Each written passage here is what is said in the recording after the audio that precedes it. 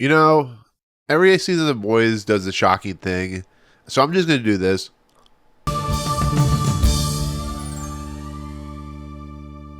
What's going on, everyone? Welcome to my Movie Emporium TV review of the Amazon Prime original series, The Boys. This is a spoiler-free review of Season 4. So I am a little late on this review, to be fairly honest. I've had some things come up in my life which, have caused me to be a little bit late on when I post this review. It's just unfortunate nature. I was going to do a week by week on The Boys Season 4, but I felt like it wasn't really up to it, so I decided I was going to do this, at least a non-spoiler review to get my thoughts out there. But I will talk about a little bit about 1 through 3, since it's already released at the point of this recording. So be aware there are some slight spoilers or some spoilers for episodes 1 through 3, but 4 through 8 will not be spoilered because it has not come out yet as this review.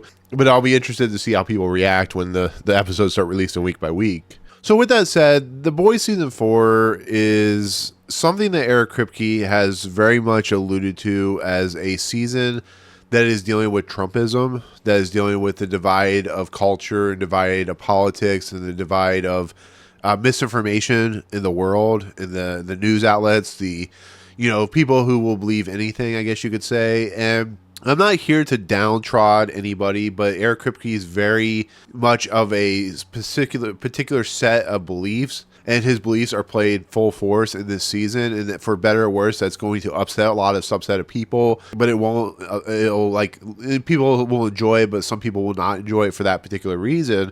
But Eric Kripke has always said that this series is very political in nature. It's very, it takes the ideas and cultures of like the divide and how people look at one another and how people react to one another, and how the way the news cycle and culture and the way the people with clout have able to shape the culture of the landscape of the United States, and that's what The Boys has always done, and this season is no different. Now, with that said, the first 3 episodes show you exactly what the setup's going to be and what exactly is going to happen, because you're living in a world now where Va is basically run by Homelander.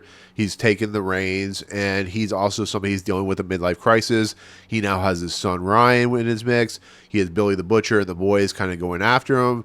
And then, of course, you have the other side, which you have Victoria Newman now in the running for vice president. It's going to go down that route. And you have people like Sister Sage and Firecracker who come in the mix, which, if you see the trailers, their Sister Sage is very much that background character that is pushing Homelander to a certain direction for clout and for the ability to become bigger and bigger and bigger. And Firecracker is very much in that Alex Jones / Tucker Carlson territory, where she is propping up the propaganda. And this season is, in a nutshell, what it's doing. You see it from the very first episode, where you see how these individual parts and pieces and chess pieces are lying, and what they are doing and how they're going to go forward. But it's also The Boys, so it has to be a shock and awe campaign, for better or worse. But you see that in you see that in the first 2 episodes, but you especially see it in the 3rd episode, and then going forward, it gets crazier and wilder and more demented as it goes along, where you see it at the ice skating rink when Huey is trying to plant the bug,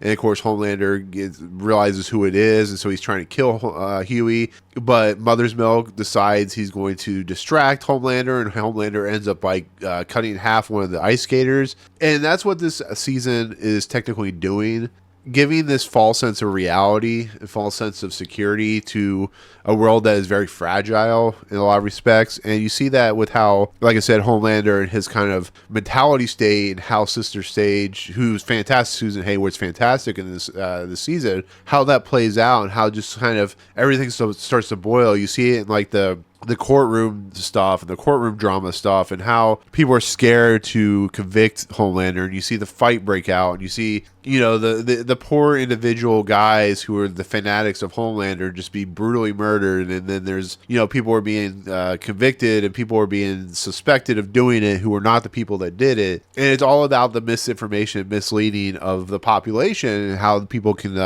corrupt that to their will. And that's what season 4 is technically doing. But on top of everything, as we see from the last season, Bill the Butcher, William Butcher and stuff like that is very, very sick. He's dying. He has 6 months to live because he took V. And of course, V, we learn a lot more about it in Gen V and stuff like that. And the season basically portrays not only William's plight to try to get his son back, Ryan back, but also it portends how Ryan is going to be used and controlled throughout this entire season. How does Homelander do that, and how does Homelander balance the nature of trying to be a father on top of him being a homicidal maniac, which I won't get into like too many details. Like I said, once you watch episode 4 through 8, you know exactly where it's going to lead. But it's a season that is both insane, as The Boys usually is, but it is also very, very dark and very mean-spirited, to be fairly honest. It's mean-spirited in the simple fact that it has a lot to say about current state of politics, but it's just mean-spirited to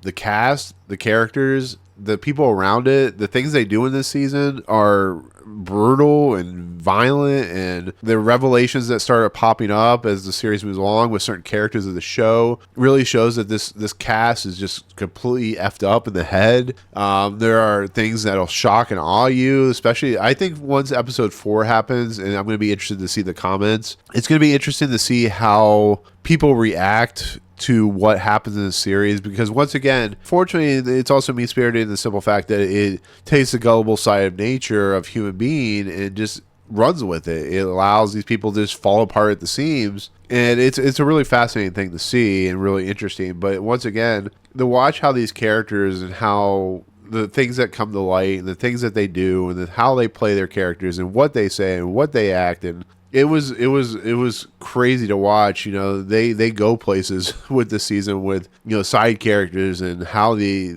react to things and the violence that they instill upon each other. And, you know, there's moments where I don't think I can be more shocked than I already am, and then they find something to be even more shocking. And sometimes I do think, and this is probably what a lot of people have problems with, I think the series goes for graphic and violence and graphic sake instead of storytelling sake. And there are scenes in this fourth season which I feel are very gratuitous, to be fairly honest. And I don't mean to be a prude or anything, but it's just like after the sequence with the hero-gasm in the third season, and with, of course, the exploding penis scene in the third season as well, I feel sometimes that they, because it's such a popular show, they're trying to be shockful to be shockful sake instead of being thoughtful, shockful.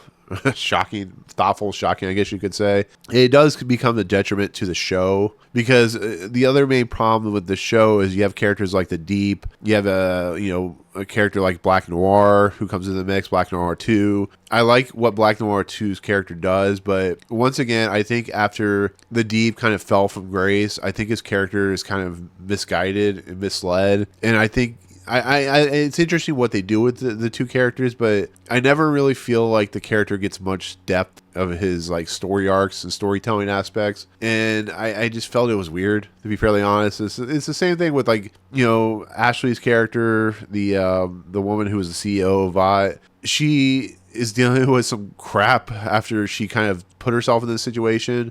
And as their story moves along, you're supposed to feel sorry for her, but it's just like, you kind of made your own bed, and I don't really feel sorry for you. And like what they do with their character at the end of the season is very weird, to be fairly honest. But there is, like I said, dealing with some characters' back history and what they do with it, with, you know, characters that you realize have multi-dimensional facets to them is really interesting. But then again, you know, where they go with certain characters like, you know, Frenchie and Kamiko and stuff like that, it's interesting, but it never feels fully fleshed. And it's the same thing with Huey, who has, you know, stuff to deal with, but it really breaks down that this season is more about Homelander and their crew at VOT and how they're transitioning into, you know, a Fox News network type scenario, and how that plays out is the most interesting stuff in the entire series. And what Homelander is doing, how he's, like I said, how he's dealing with the son and stuff like that. That's what is the most fascinating. The Billy the Butcher stuff is fascinating because you're given a guy who was this like complete a-hole of an individual who's having to deal with the morality or mortality of his death, and how do you deal with that? How do you try to fix the problem? And then on top of that, he comes across a friend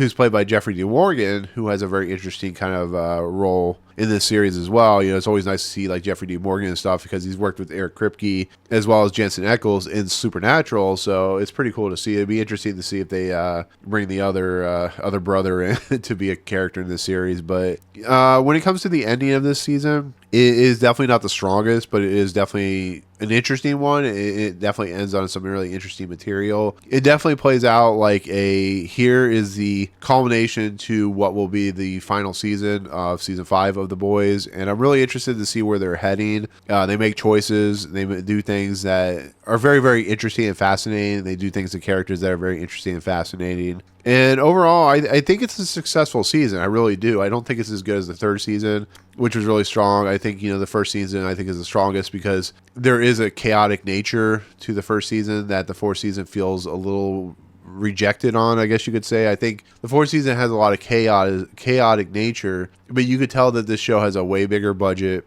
has way bigger status, and they're getting people like Will Ferrell, as we saw in the second episode, to appear in this series, which I know this series is produced by Seth Rogen and his cohorts and stuff like that. You could definitely tell that this series is not the original, like, down-to-earth, crazy, wild, stuff. Like, A-Train is a much different character in this season than he was in the first season. I actually like where A-Train goes because he turns into some really interesting characteristics with him. But overall, I think the season still is really good. I think it's still really fascinating. I think it's very mean-spirited, very dark, and very shocking in a lot of respects, but that's what The Boys has always been.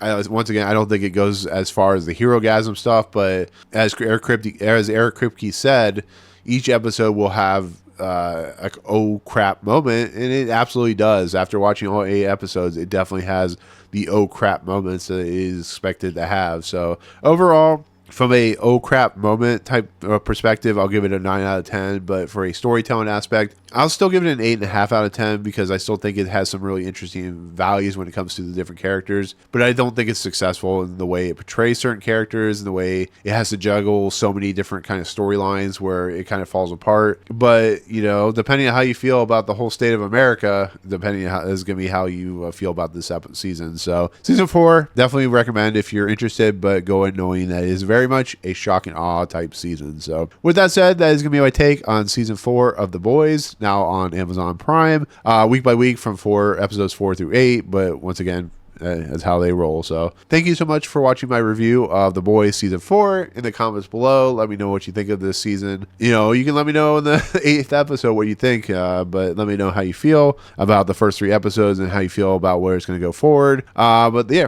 there you go. Anyways, thank you so much. If you like what you see on the channel, hit the subscribe button to join Movie Emporium. Hit that notification bell at the top to find what's coming next.